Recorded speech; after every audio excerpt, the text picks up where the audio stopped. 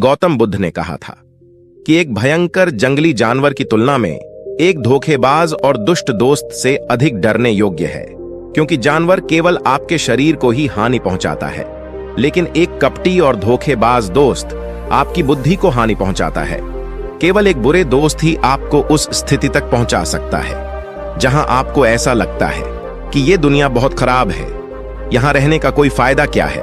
और यही होता है जब आपको धोखा मिलता है, आपको ठगा जाता है, और केवल व्यक्ति ही जो अंधे विश्वास करता है उसके साथ ठगी होती है। हम किसी को सीधे विश्वास नहीं करते हैं, विश्वास धीरे धीरे बढ़ता है, लेकिन समय के बाद यह विश्वास इतना मजबूत हो जाता है कि हम उस व्यक्ति के सामने अपनी आंखें, कान और मन बंद कर देते हैं। और फिर ऐसी स्थिति में होता है कि हमारे सबसे विश्वास योग्य व्यक्ति हमें सबसे ज्यादा धोखा देता है। हम दुनिया में विश्वास खो देते हैं और हम सभी को संदेह के साथ देखना शुरू कर देते हैं। वास्तविकता में यह दुनिया धोखे पर चल रही है। हम किसी न किसी को धोखा देते हैं, कहीं ना कहीं या कभी ना कभी अपने जीवन में, और दूसरे लोग भी हमें धोखा देते हैं। दूसरों द्वारा धोखा देना समझना संभव है, लेकिन हमने वर्षों से खुद को ही धोखा दिया है। हम अपने आप को ऐसी बातों को मनाते हैं ताकि हमें सच्चाई का सामना ना करना पड़े, और हम अपने छोटे से दुनिया में खो जाते हैं। धोखा या विश्वासघात एक दो धारी तलवार की तरह होता है। हमें ऐसा लगता है कि हम दूसरे व्यक्ति को धोखा देकर उसे बेवकूफ बना रहे हैं, लेकिन यह कपटी तलवार हमारे सामने खड़ा व्यक्ति का गला उतना ही काटती है जितना कि ये हमारे गले को भविष्य में काटती है। आज की बौद्ध गति से आप यह जानेंगे कि हम धोखे और विश्वासघात से खुद को कैसे सुरक्षित रखें, और इस वीडियो के अंत में हम 10 ऐसे संकेत के बारे में सीखेंगे जो एक ठग और झूठा में पाए जाते हैं। एक जवान लड़का बहुत क्रोधित हालत में था और वह बकर के जरिए स्वयं हत्या करने की सोच रहा था। जब वह पहाड़ी के शिखर तक पहुंचा तो उसने चिल्लाया, ये दुनिया इतनी बुरी क्यों है? यहाँ सब इतने स्वार्थी क्यों हैं? क्या मेरे जीने का कोई मतलब नहीं है? उसी पहाड़ी के शिखर पर एक बौद्ध सन्यासी ध्यान में लीन था। उस जवान लड़के की उच्च आवाज सुनकर उसने संचय के साथ उठ गया। उसे एकदम समझ में आया कि यह जवान लड़का यहां स्वयं हत्या करने आया है। जब वह जवान लड़का पहाड़ी से कूदने वाला था, तभी बौद्ध सन्यासी ने उसका हाथ पकड़ा और बौद्ध सन्यासी ने उसे पीछे खींचा और कहा, क्या हुआ? क्या आगे का रास्ता खत्म हो गया है? जवान लड़का ने कहा, कौन सा रास्ता? यहां कोई रास्ता नहीं है। मैं यहां से कूदकर स्वयं हत्या करने जा रहा हूं। बौद्ध सन्यासी ने कहा, हर किसी को एक ना एक दिन मरना होता है, लेकिन तुम इतनी जल्दी में क्यों हो? जवान लड़के ने कहा, क्योंकि यह दुनिया जीने के लायक नहीं है। यहां सभी स्वार्थी और धोखेबाज हैं। मैंने जिस पर भरोसा किया वो सभी ने मुझे धोखा दिया। मेरा अपना भाई ने मुझे धोखा दिया, मेरा दोस्त मुझसे धोखा दिया, लेकिन आज यह सब बहुत ज्यादा हो गया है। मेरी पत्नी भी मुझसे धोखा दिया। उसने एक अमीर व्यापारी के साथ फरार हो गई। इतने धोखे मिलने के बाद अब मुझे इस दुनिया में जीने का कोई मतलब नहीं है। एक स्वार्थ दुनिया में किसी पर भी भरोसा नहीं किया जा सकता, इसलिए मैं स्वयं हत्या करने जा रहा हूं। बौद्ध सन्यासी ने कहा, क्या तुम स्वार्थी नहीं हो? क्या तुम पर भरोसा किया जा सकता है? व्यक्ति ने कहा, मैंने किसी को धोखा नहीं दिया है, किसी से विश्वासघात नहीं किया है। अगर चाहो तो मेरे गांव जाकर पूछ सकते हो। लोग मेरा फायदा उठाते रहते हैं, लेकिन अब तक मैंने किसी के साथ बुरा नहीं किया है। बौद्ध सन्यासी ने कहा, मुझे तुम पर भरोसा नहीं होगा। तुम्हें मुझे यह साबित करना होगा कि तुम स्वार्थी व्यक्ति नहीं हो। व्यक्ति ने पूछा, इसे साबित करने के लिए मुझे क्या करना होगा? सन्यासी ने उत्तर दिया, तुम्हें अगले 1 साल तक मेरे आश्रम में मेरे साथ रहना होगा। फिर ये मुझे पता चलेगा कि तुम ईमानदार व्यक्ति हो या तुम भी दूसरों की तरह स्वार्थी और कपटी हो। व्यक्ति ने कहा, ठीक है, मैं आपके आश्रम में 1 साल तक रहकर खुद को साबित करूंगा। बौद्ध सन्यासी ने उस जवान लड़के को अपने साथ अपने आश्रम में ले गया और उसे अपना शिष्य बनाया। अगली सुबह बौद्ध सन्यासी ने उस नए शिष्य को अपने पास बुलाया और कहा, मुझे तुम पर अभी भी भरोसा नहीं है, लेकिन तुम जाओ और भिक्षा मांगो, तब तक मैं तुम्हारे अन्य गुरु भाइयों को सिखाऊंगा। नए शिष्य ने गुरु को नमस्कार किया और भिक्षा मांगने के लिए जाने चला गया। उसने आज तक भिक्षा नहीं मांगी थी, इसलिए उसे भिक्षा मांगने में बहुत परेशानी हो रही थी। भिक्षा के लिए उसके मुंह से शब्द नहीं निकल रहे थे। उसका अहंकार उसे रोक रहा था। उसके अंदर उसका घमंड उठ रहा था। मास्टर को गलत साबित करने के लिए उसने भिक्षा मांगी और उस भिक्षा को लेकर वह गुरु के पास लौट आया। उसके हाथ में भिक्षा देखकर गुरु ने कहा कि तुम कम से कम किसी हद तक भरोसेमंद हो। मैंने सोचा था कि तुम भिक्षा मांगने में सक्षम नहीं होगे, लेकिन तुमने मुझे गलत साबित किया। मेरे साथ अपने गुंबद पर चलो। गुरु ने कहा, मुझे वहां तुम्हें कुछ दिखाना है। गुरु ने उस शिष्य को छतरी में ले गया। छतरी के ऊपर एक मटका लटक रहा था। गुरु ने मटके की ओर इशारा करके कहा, क्या तुम उस मटके को देख रहे हो? इसमें जहर है, और यह जहर ऐसा भी है, अगर किसी को दिया जाए तो व्यक्ति बहुत ही आसानी से मर सकता है और कोई भी नहीं जानेगा कि वह कैसे मरा। जवान शिष्य ने कहा, लेकिन गुरुदेव, आप मुझसे ये सब क्यों बता रहे हैं? सन्यासी ने कहा, मैं तुम्हें बस चेतावनी दे रहा हूं कि कभी ताजगी से इसे न खाना।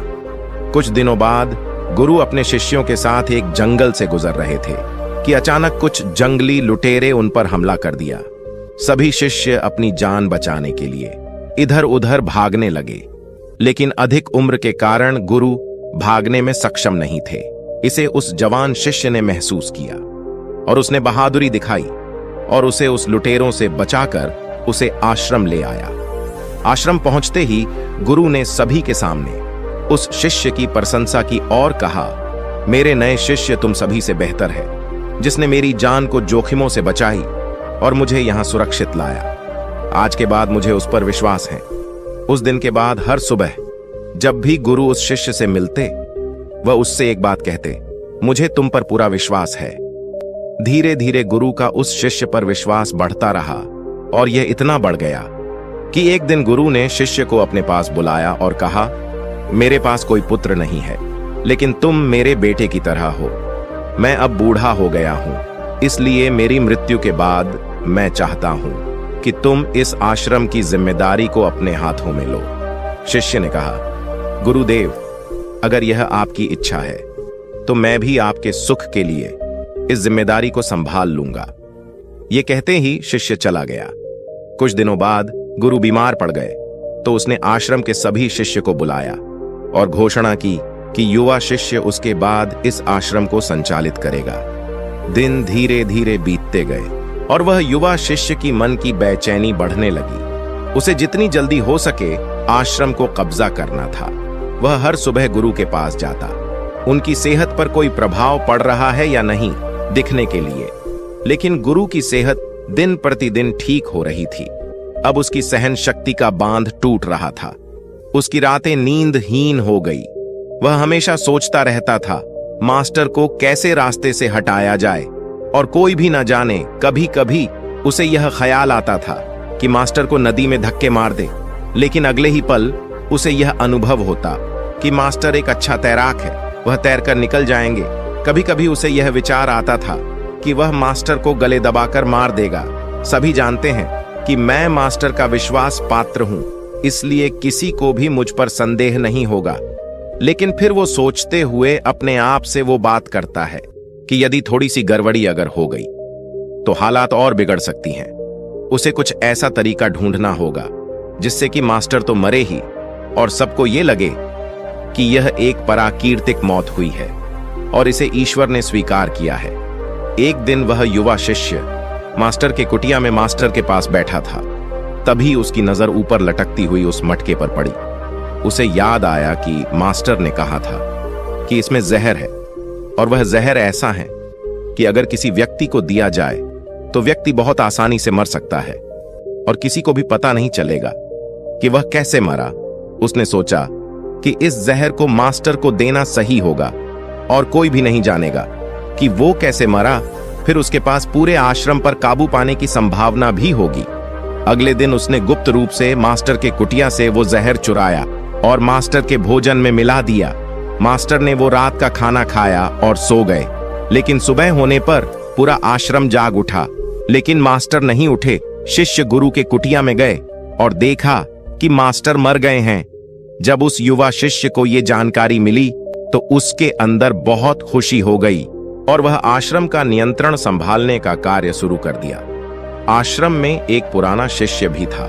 वह सब कुछ खामोशी से देख रहा था। वह अपने कुटिया में गया और वहां से एक दवा लेकर आया और मास्टर को दिया। कुछ ही समय में मास्टर की चेतना वापस आई और वह ठीक से उठकर बैठ गए। ऐसा देखकर उस युवा शिष्य के पैरों तले जमीन खिसक गए। वह बहुत घबराया हुआ था। गुरु ने बाकी शिष्यों को उनके कार्यों पर भेज दिया और युवा शिष्य को अपने पास बुलाया और कहा, क्या तुम अभी भी विश्वास योग्य हो? क्या तुम मुझे धोखा नहीं दोगे? क्या तुम स्वार्थी नहीं हो? शिष्य गुरु की पांवों में गिर पड़ा और कहा, मुझे नहीं पता कि मैंने इस अपराध को कैसे किया है। मैंने आज तक किसी को धोखा नहीं दिया है। लोग मुझे धोखा दे रहे हैं, लेकिन नहीं जानता कि मैंने आज आप पर धोखा क्यों और कैसे किया। गुरु ने कहा, तुम मुझे धोखा नहीं दे सकते क्योंकि मैंने कभी तुम पर विश्वास ही नहीं किया है। मैं किसी पर भी विश्वास नहीं करता। मैं केवल उसी पर विश्वास करता हूं जो मैं अपनी आंखों से देखता हूं, और मैं तुम्हारे भीतर की लालसा देखना चाहता था और मैंने तुम्हें यह लालसा जानबूझकर दी थी। क्योंकि किसी को धोखा देने के सिर्फ 3 ही कारण होते हैं। पहला स्वार्थ, दूसरा लालसा और तीसरा ईर्ष्या। वह युवा सन्यासी मास्टर से पूछा, लेकिन मास्टर, मैं अपने आप को अपना ये कैसे स्वार्थ, लोभ और ईर्ष्या से मुक्त रख सकता हूं? मास्टर ने कहा, खुद को पढ़े, खुद को जाने और खुद के अंदर प्रवेश करने का प्रयास करो। इंसान में बहुत महान संभावनाएं होती हैं। वह खुद को कुछ भी बना सकता है, वह कुछ भी हो सकता है।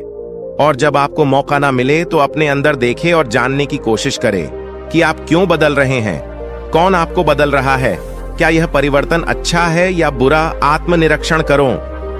मास्टर के इन शब्दों को सुनकर शिष्य फिर से उनके पैरों में गिर गया और कहा, मास्टर, मैं आपका शिष्य बनना चाहता हूं और जानना चाहता हूं कि मैं कौन हूं, मैं क्या हूं और मैं क्यों बदलता हूं।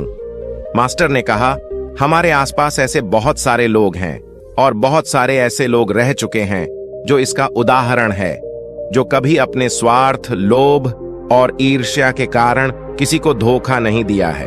वह किसी का विश्वासघात नहीं करते। एक व्यक्ति तभी किसी को धोखा देता है जब उसे लगता है कि कोई नहीं देख रहा है कि वह क्या कर रहा है, और भविष्य में कोई नहीं जानेगा कि वह जो कर रहा है सही है। पकड़े जाने के बाद वह अपनी सुरक्षा के लिए अधिकतर तर्क देता है कि मैं कुछ नहीं कर सका, यही आखिरी राह थी, मुझे मजबूर किया गया था। लेकिन यह धोखा देने के पीछे की सच्चाई है जो हर विश्वासघात के पीछे छुपी होती है, लेकिन फिर भी व्यक्ति ये जानबूझकर करता है। मास्टर ने शिष्य की आंखों में देखते हुए कहा, याद रखें, हम किसी को धोखा देने पर हमें उसकी आंतरिक अभिज्ञान को चोट पहुंचाते हैं और वह इतनी बुरी तरह चोटित हो जाता है कि फिर वह किसी पर भरोसा नहीं कर पाता। वह अंदर से बहुत ही दुखी और अकेला महसूस करने लगता है। इसलिए यदि आप चाहते हैं कि कोई आपको धोखा ना दे तो आप अपनी आंखें, कान और मन को खुले रखें। लोगों पर विश्वास करें, लेकिन इतना विश्वास मत करें कि वे आपका फायदा उठाने लगे। हमेशा अपने सबसे महत्वपूर्ण कार्यों पर नियंत्रण में रहे और कभी कभी खुद को जांचते रहे, क्योंकि जिस धोखे को आप टालना चाहते हैं, क्या आप किसी दूसरे के साथ वैसा ही धोखा कर रहे हैं? अगर कोई आपको फिर भी धोखा दे रहा है तो निराश ना हो, क्योंकि हर विश्वासघात किसी व्यक्ति को कुछ ना कुछ सिखा कर जाता है। धोखा खाने के बाद एक व्यक्ति पहले के मुकाबले ज्यादा सतर्क और सावधान हो जाता है। इसलिए अपने जीवन को बिगाड़ने की आदत ना डालें, बल्कि इसे एक सबक समझें और आगे बढ़े। मास्टर ने कहा, ये हैं धोखेबाज व्यक्ति के 10 निशानियां एक चालाक व्यक्ति के, जो आपको धोखा दे सकते हैं, आपके चैन चुरा सकते हैं और आशा की गहरी समुद्र में डूबते हुए आपकी जिंदगी खत्म कर सकता है। पहला चिन्ह, वह व्यक्ति जो झूठा होगा, वह धोखेबाज होगा, वह सब कुछ आपसे छुपाएगा। आप उसके बारे में दूसरे लोगों से जानेंगे और जब आप पूछेंगे वह कहेगा कि उसे बताना भूल गया। उसके साथ बहुत समय बिताने के बावजूद आप उसके बारे में ज्यादा नहीं जान पाएंगे। वह आपके बारे में क्या सोचता है, उसकी जिंदगी में क्या चल रहा है, यह आपको हमेशा भ्रमित करेगा, क्योंकि वह सब कुछ आपसे छुपाएगा, क्योंकि वह सच्चा आदमी है ही नहीं, एक सच्चा आदमी को अपने बारे में बताने से कोई परेशानी नहीं होती। वह आपके साथ लगभग सब कुछ साझा करता है। लेकिन एक धोखेबाज बहुत सतर्कता से चलता है। इसलिए हमें इन बातों पर ध्यान देना चाहिए। जिनके साथ हम एक संबंध में हैं, जिनके साथ हम अपने जिंदगी का विश्वास और प्यार का सौदा करने जा रहे हैं, क्या वह हमारे साथ अपने जीवन की पूरी कहानी साझा करता है या नहीं? क्या वह बातें हमसे छुपाता है? अगर वह छुपाता है तो वह व्यक्ति एक बड़ा धोखेबाज है। दूसरा चिन्ह, वह व्यक्ति जो धोखेबाज हो या हमारे साथ सच्चा प्यार नहीं है तो वह हमारी परवाह नहीं करेगा। हम उसकी परवाह कितनी भी करें, हम उसके लिए कुछ भी क्यों ना करें, लेकिन वो हमारी परवाह बिल्कुल भी नहीं करेगा। और यह एक बार ही नहीं दिखेगा, बार बार दिखेगा, लेकिन हम इसे नजरअंदाज करते हैं। ये हमारी गलती है, क्योंकि हमारे मोहित होने के कारण हम अपनी आंखों के सामने सच्चाई को नहीं देख पाते। ये हमारी गलती है। अगर हम थोड़ा सावधानी से ज्यादा देखने की कोशिश करें तो हमें पता चलेगा कि वह हमारी परवाह नहीं करता। तीसरा चिन्ह, एक धोखेबाज व्यक्ति भी बड़ा झूठा होता है। उसके शब्द उसके आपसी मेल नहीं खाते, उसकी जीभ बदलती रहती है। वह अपने वचनों को नहीं निभाता, लेकिन हम उसकी झूठे में फंस जाते हैं, इसलिए हम उसे पहचान नहीं पाते। चौथा चिन्ह, एक धोखेबाज व्यक्ति हमारे मुख पर प्रशंसा और सराहना हमारे सामने करेगा, लेकिन वह कभी भी हमारी प्रशंसा नहीं करेगा और हमें सम्मान नहीं करेगा, चाहे हम उसके लिए मर जाएं। वह हमें कभी सराहना नहीं करेगा और हमें उतना महत्व नहीं देगा जितना कि हम अपनी जिंदगी में देते हैं, क्योंकि वह हमें एक दिन धोखा देगा। इसलिए यह बेहतर है कि हम सतर्क रहे, पहले ही बहुत धोखे खा चुके हैं। पांचवा चिन्ह, वह कहते क्या है, उस पर आपको ध्यान देने की वजह उनके कार्यों पर ध्यान केंद्रित करें। बात करना बहुत आसान है, लेकिन करना बहुत ही मुश्किल होता है और अधिकांश लोग इन बातों पर फंस जाते हैं। इसलिए चाहे वह आपसे कितनी भी बातें करे, आपके साथ कितने वादे करे, जब तक वह उसे दिखाने का प्रदर्शन नहीं करता तब तक उस पर विश्वास ना करें। छठा चिन्ह, यह अक्सर प्यार के संबंध में देखा जाता है कि यह धोखेबाज व्यक्ति उस व्यक्ति को कैसे पकड़ता है जो उससे प्यार करता है, जैसे कि उसके सामने हमेशा उपलब्ध होता है। वह कहीं नहीं जा रहा है, वह उसके लिए यहां रहेगा। उसे ना तो सम्मान करेगा और ना ही सम्मान देगा, और अगर सम्मान के लिए विनती की जाए तो वह उसे और अधिक अपमानित करेगा। यदि आपको संबंध में किसी से विनती करनी हो तो मुझसे समझो कि उसमें आपके लिए प्यार नहीं है। जो वास्तव में आपसे प्यार करता है वह चाहेगा कि आपके साथ अधिकांश समय बिताए, जिससे आप समय के लिए विनती करें। समझो कि उसमें आपके लिए प्यार नहीं है। सातवां चिन्ह, वह हर चीज के लिए समय निकाल सकता है, लेकिन कभी भी आपके लिए समय नहीं निकालेगा। वह अपने जीवन में आपके लिए कुछ भी नहीं छोड़ेगा, लेकिन आपको कभी नहीं छोड़ेगा। वह तभी आपसे बात करेगा जब उसे मन करेगा, ना कि जब आपको उनकी जरूरत होगी। वह आपको किसी और के साथ बदल सकता है, लेकिन आपके लिए कुछ नहीं बदलेगा, ना तो उनकी आदतें, ना ही उनका स्वभाव और ना ही उनकी सुविधा। आठवां चिन्ह, वह कभी भी आपको आपके प्रति समर्पित और आज्ञाकारी नहीं होगा। जैसा कि हम आपके साथ हमेशा रहेंगे, चाहे जो भी हो, हम समर्थन करेंगे, चाहे जैसा भी समय हो। वह सिर्फ अपनी शर्तों पर ही आपके साथ रहेगा। जब उसे आराम और अच्छा लगेगा तभी वह आपके साथ रहेगा, और अगर उसे थोड़ा भी चोट लगे तो वह चला जाएगा, क्योंकि वह कभी भी अपनी सुविधा के लिए, अपने सीमा के बाहर कुछ भी करने के लिए नहीं आएगा। नौवां चिन्ह, वह हमेशा आपको चोट पहुंचाएगा, कभी जानबूझकर और कभी बिना जाने कि वह आपको कितना चोट पहुंचा रहा है, और आपका हृदय लगातार दुखेगा। आप उस व्यक्ति के साथ खुश रहेंगे जो वास्तव में आपसे प्यार करता है। उसके साथ होने से आपको ऐसा लगेगा कि आप हवा में हल्के से उड़ रहे हैं। और अगर आप एक धोखेबाज और गलत व्यक्ति के साथ संबंध में हैं, तो सब कुछ भारी और असावधान लगेगा।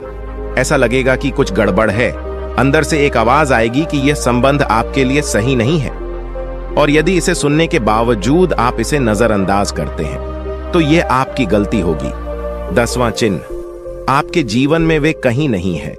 आपके जीवन में उनकी कोई विशेष जगह नहीं है। जब चाहे वे आसानी से आपके जीवन से आपको निकाल सकते हैं और उन्हें कुछ फर्क नहीं पड़ेगा। यदि आप यह नहीं मानते और उनकी सच्चाई जानना चाहते हैं तो आप अपनी जीवन से कुछ दिनों के लिए गायब हो जाइए। उन्हें कुछ फर्क नहीं पड़ेगा, बल्कि वे खुश रहेंगे। अच्छा है कि समस्या हमारे जीवन से चली गई है। अब हम आजाद हैं और हम जो चाहे वो कर सकते हैं। यदि आप भी अगर ऐसे व्यक्ति के साथ संबंध में हैं तो आप अपने बुद्धि को संयम में लाइए और जितनी जल्दी हो सके इससे बाहर निकले। मुझे विश्वास करें, ऐसे संबंध से बाहर आने के बाद आपको सुख, शांति और प्यार मिलेगा। और क्या दुनिया में सिर्फ एक ही व्यक्ति है? यदि आप एक खराब व्यक्ति को छोड़ देते हैं तो 10 अच्छे लोग आपके जीवन में आएंगे जो आपको सम्मान और प्यार देंगे। और जब तक आप इस तरह के झूठे व्यक्ति के साथ हैं तब तक आप अपने अच्छे लोगों को नहीं देख पाएंगे। लेकिन जैसे ही आप ऐसे धोखेबाज व्यक्ति को छोड़ देंगे, अच्छे लोग आपके जीवन में आना शुरू हो जाएंगे। और एक और बात, आजकल वे लोग जिनके साथ प्यार में धोखा हुआ है वे कहते हैं कि प्यार कुछ नहीं है, सब कुछ झूठ है। आजकल सब कुछ झूठा है, लेकिन यह पूरी तरह से सही नहीं है। जिस व्यक्ति ने आपको धोखा दिया है उससे प्यार के अर्थ की जानकारी नहीं थी। लेकिन आज भी दुनिया में बहुत सारे ऐसे लोग हैं जो प्यार को कैसे करना है जानते हैं और उसे बरकरार रखने की भी जानते हैं। धोखा खाए लोग अपनी ओर से सच्चा प्यार करता है। प्यार ईश्वर की उपहार है और यह दुनिया प्यार पर आधारित है। अगर एक गलत व्यक्ति ने आपका प्यार समझ नहीं पाया तो इसका अर्थ यह नहीं है कि इस दुनिया में प्यार नहीं है। यह दुनिया प्यार पर ही आधारित है। यह प्रसिद्ध नृत्य दुनिया सिर्फ प्यार करने वालों के कारण है। और अंत में एक और बात, यदि आप अपने परिवार के सदस्यों से धोखा खा चुके हैं या आपस में गलतफहमी हो गई है तो एक दूसरे के बात समझने का प्रयास करें। एक दूसरे को जानें और एक दूसरे को माफ करें। क्योंकि दोस्तों, आपको बहुत सारे लोग मिलेंगे लेकिन आपके परिवार के सदस्यों की तरह किसी और जगह पूरे विश्व में नहीं मिलेंगे। हाँ, उनका दृष्टिकोण थोड़ा अलग होता है, वे थोड़े दूर के होते हैं आपके परिवार के बाहर, जैसे कि आपके दोस्त, दूर के रिश्तेदार या पड़ोसी। लेकिन परिवार के सदस्यों को माफ कर देना बुद्धिमान होता है। तो दोस्तों, आज के वीडियो में बस इतना ही। उम्मीद है आपको यह वीडियो पसंद आई होगी। अगर पसंद आई होगी तो वीडियो को एक लाइक करना मत भूलिएगा।